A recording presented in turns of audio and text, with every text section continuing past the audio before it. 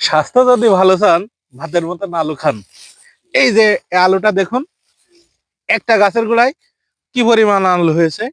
এটা হচ্ছে অ্যালোটি জাতের আলু। এখানে কৃষক এই আলু চাষ করেছে সাথী ফসল হিসাবে।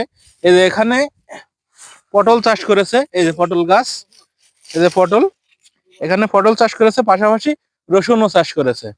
তার সাথী ফসল হিসাবে এই আলু চাষ করেছে। আজকের কৃষক এই আলু এই জমি থেকে হারভেস্ট করছে এবং একটা গাছে প্রায় 6 থেকে 700 গ্রাম করে আলু পাওয়া যাচ্ছে।